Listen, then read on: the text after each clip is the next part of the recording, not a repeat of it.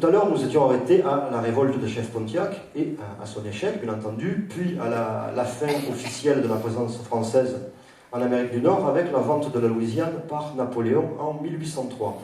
Alors qu'est-ce qui se passe après, c'est simplement donc la colonisation brutale des Anglais qui avance vers l'ouest au rythme de la ruée vers l'or, en fait. Donc ce qui est pratiqué, vous avez tous entendu parler des traités signés et non respectés, donc ça se passait toujours de la même manière, en fait. Les Indiens n'ont pas d'écriture. Donc ce qui se passait, c'est que certains Blancs allaient avec des papiers, je veux dire, griffonnés, où il était simplement griffonné, toujours d'une manière imagée que tant que l'eau coulerait dans la rivière et que le soleil se lèverait, le territoire à partir de tel arbre appartiendrait aux Indiens et ne serait jamais violé. Donc ils faisaient signer des enfants en leur donnant des bonbons, des vieillards qui étaient aveugles, faites une croix, ouais, sous n'importe quel prétexte.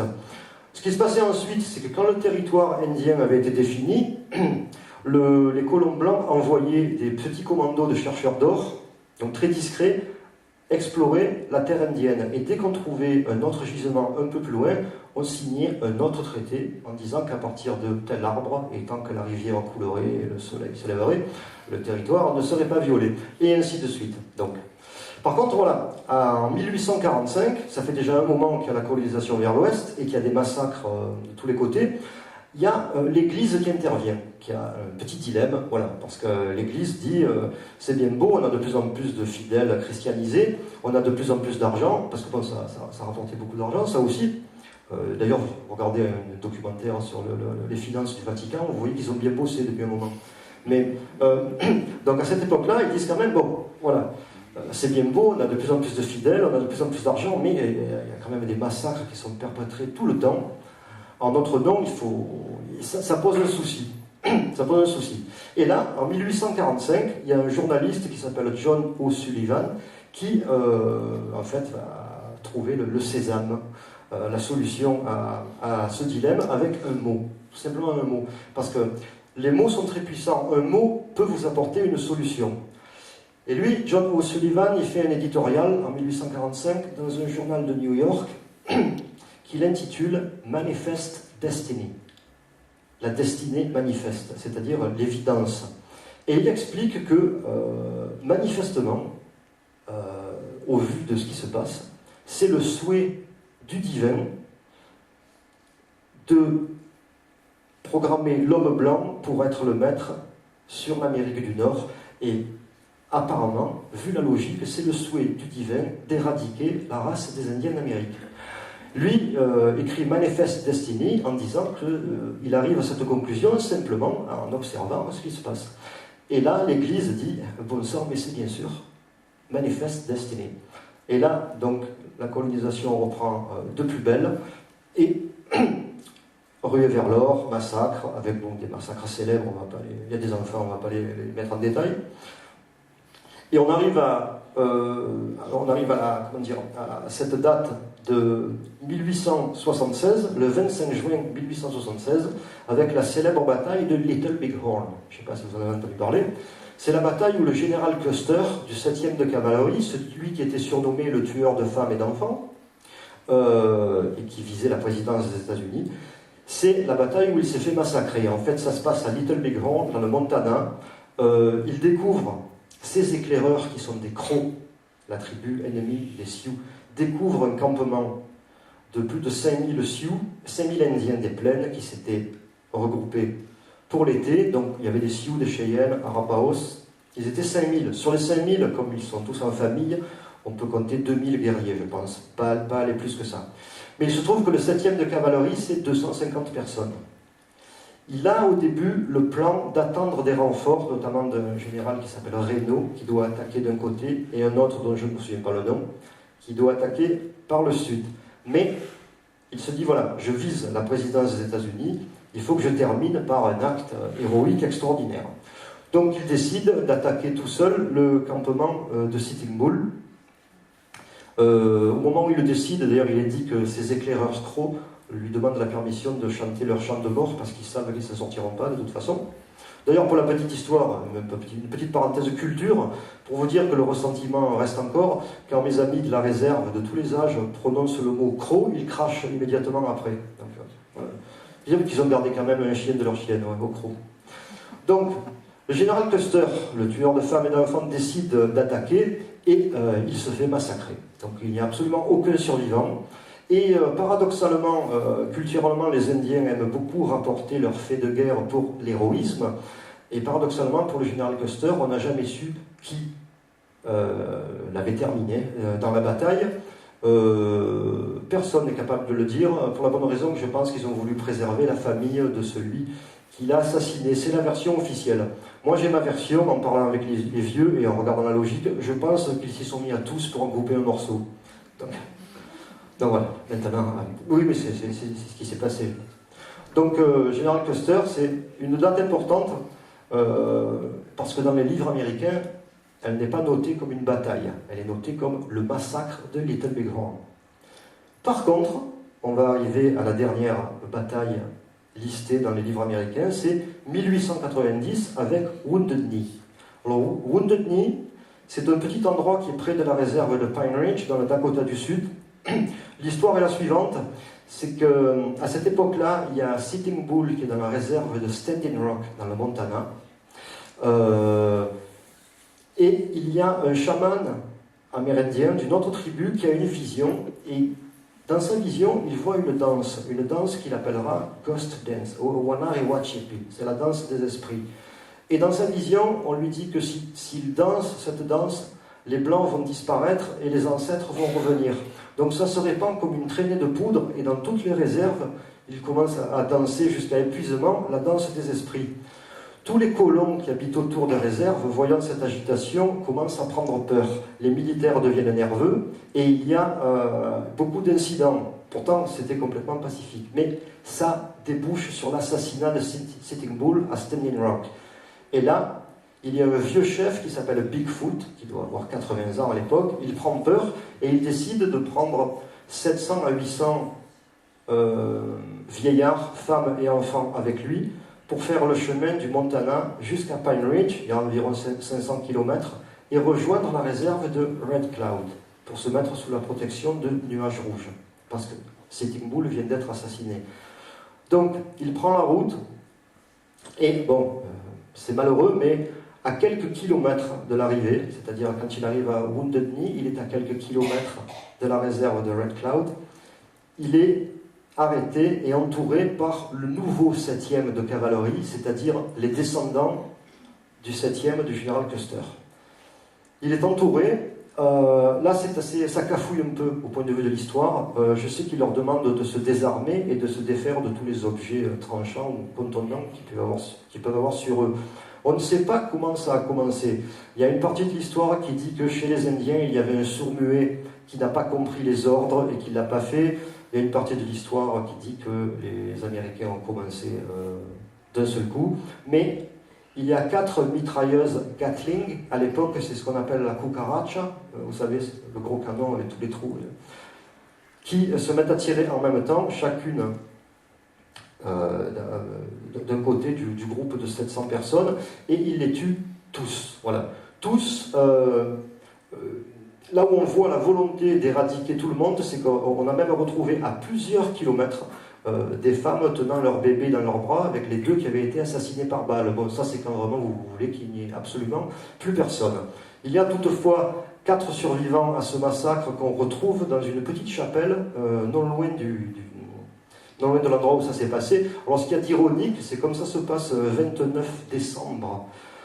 C'est lors des fêtes de Noël, les 4 survivants qu'on retrouve sont dans la chapelle, et sur la chapelle, il y a une bannière où il est écrit paix et bonheur aux hommes de bonne volonté. Ça, on ne pouvait pas l'inventer. Il y a une petite histoire aussi assez dramatique, mais qu'il faut souligner, avec Wounded Knee, qui est notée comme la bataille de Wounded Knee dans les livres d'histoire américains. C'est l'histoire de Lost Bird.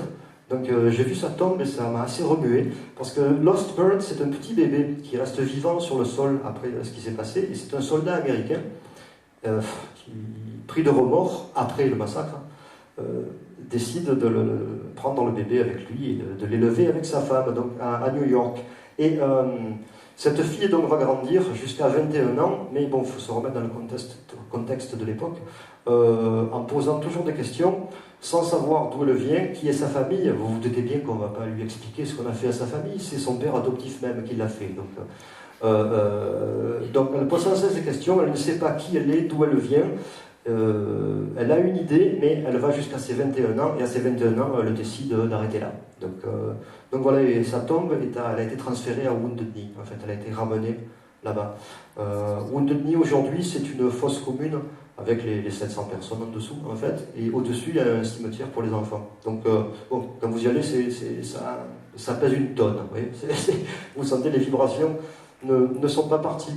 Alors, c'est ce qui est considéré comme la dernière bataille avec les Amérindiens, donc c'est le dernier massacre.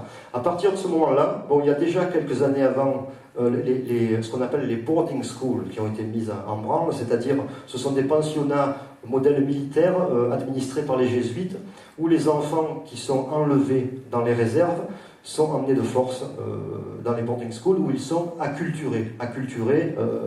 Bon, il y a quoi aussi l'utilisation de ces vices corporels et de tous les dérivés que vous pouvez imaginer. Moi, dans la famille dans laquelle je suis, il y a une personne qui a été au boarding school, puisque le dernier a fermé en 1945, et bon, qui peut vous raconter vraiment les conditions. Donc ça, c'était l'enlèvement d'enfants systématique à l'âge de 3-4 ans, et il les rendait à 14 ans complètement acculturés, c'est-à-dire sans aucune notion de leur culture, de leur langage, et ce n'était toujours pas devenu des hommes blancs qui auraient pu avoir un avenir en dehors de la réserve, puisque le seul métier qui était enseigné aux pensionnaires, pour les garçons, c'était charpentier, vous pouvez comprendre pourquoi, et les jésuites, et pour les femmes, c'était la couture. Voilà. Donc ça, c'est les boarding schools. Je vais vous dire juste 2 mots sur la réserve, ce qu'est une réserve, parce que c'est important, on me le demande souvent. Bon, vous avez compris qu'avec le temps, je ne peux pas être exhaustif sur tout, donc je suis obligé de faire un exposé qui vous donne les grandes lignes. C'est très difficile de se retenir, de partir sur un sujet, surtout quand vous êtes passionné, et surtout quand vous pouvez en parler, mais je suis obligé de ne pas être exhaustif. Quand même, les réserves, c'est important de savoir qu'une réserve, c'est un territoire qui a été choisi en fonction de la pauvreté de son sol. C'est-à-dire que tous les territoires fertiles ont été gardés par les fermiers blancs et la réserve est choisie en fonction de la pauvreté de son sol. Maintenant, une réserve est considérée comme souveraine, mais c'est une plaisanterie, parce que d'un point de vue justice, elle est souveraine jusqu'à un certain point. C'est-à-dire que tout délit peut être jugé par le tribunal de la réserve ou les juges de la réserve à partir du moment où c'est un délit mineur. Dès qu'il y a, par exemple, l'utilisation d'armes à feu, blessés graves ou drogue ou ce genre de trucs, ça passe immédiatement à un niveau fédéral. Alors, je vais vous le faire en 3 mots. Le système judiciaire fédéral américain, c'est le système de base général. C'est-à-dire c'est un système de sentence automatique, où il n'y a pas de liberté conditionnelle, de ce genre de choses. C'est vraiment comme si c'était un peu un ersatz d'un système judiciaire qu'on avait développé dans chaque État. Ça, c'est le système fédéral. Vous avez le système par État. Vous avez vu que sur certains États, vous avez la peine de mort, certains vous l'avez pas, certains, ça c'est un délit. Bon. Et ensuite, vous avez donc le système judiciaire de la réserve qui est souverain, mais qui ne peut traiter qu'un délit mineur. Alors, d'un point de vue pratique, ça donne quoi? Un Indien qui est attrapé sur la réserve pour un délit majeur ne peut pas être jugé par la réserve, puisque c'est un délit majeur. Mais il ne peut pas être jugé non plus par le système judiciaire de l'État dans lequel se trouve la réserve, puisqu'il est souverain. Donc il passe directement aux fédéraux. C'est-à-dire que le système judiciaire le plus répressif et le plus dur est appliqué à la couche de la population la plus fragile et la plus pauvre. Donc c'est pour vous dire en 2 mots le système judiciaire sur les Indiens. Bon, là je pourrais en parler des heures parce que c'est ma spécialité, mais voilà, on ne va pas s'étendre sur ça. Ce que je vous propose, c'est de vous passer un clip du groupe que j'ai fondé après avoir été témoin du cauchemar quotidien des réserves indiennes au sein de la famille dans laquelle je suis adopté. Ce groupe que j'ai fondé simplement pour, comment dire, non pas pour militer comme un activiste, mais simplement comme un homme qui témoigne de son frère adoptif qui a eu le malheur de naître coupable. Donc simplement en tant qu'homme, je me suis dit que en tant que musicien, j'avais le moyen de rendre l'appareil en racontant ce que je vis, ce que j'ai vécu, et en le chantant aussi bien en sioux qu'en anglais. Donc je vous propose de regarder simplement la présentation qui va durer 5 minutes, et ensuite on va prendre le temps pour des questions et des réponses. Ça nous permettra d'essayer de combler certaines lacunes. Ok? À tout de suite.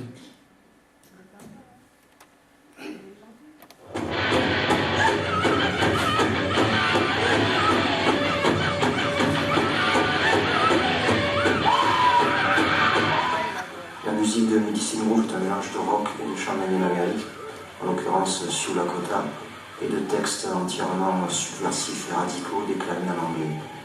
Elle est indissociable de mon expérience auprès des Sioux Lakota et de mon parcours personnel.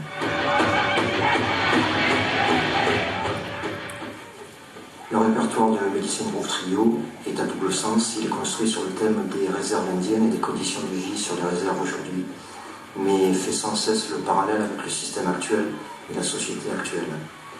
La majeure partie des gens dans le besoin aujourd'hui s'apprêtant à subir le même traitement que les Indiens des réserves. Alors dans un contexte où les médias de masse nous déversent quotidiennement leur merde dans le cerveau, alimentant ainsi l'illusion et de ce fait empêchant toute réaction logique face à la grande arnaque, il devient urgent de réagir si nous ne voulons pas finir rapidement comme un simple numéro de sécurité sociale avec un acte de naissance et un acte de décès. Quand on voit ce que sont devenus certains artistes considérés hier comme rebelles et engagés, ça fait un peu sourire de constater la façon dont ils se sont aseptisés à force d'être invités dans les dîners en ville. C'est à croire que l'enthousiasme pour la rébellion s'amenuise avec la montée du taux de cholestérol.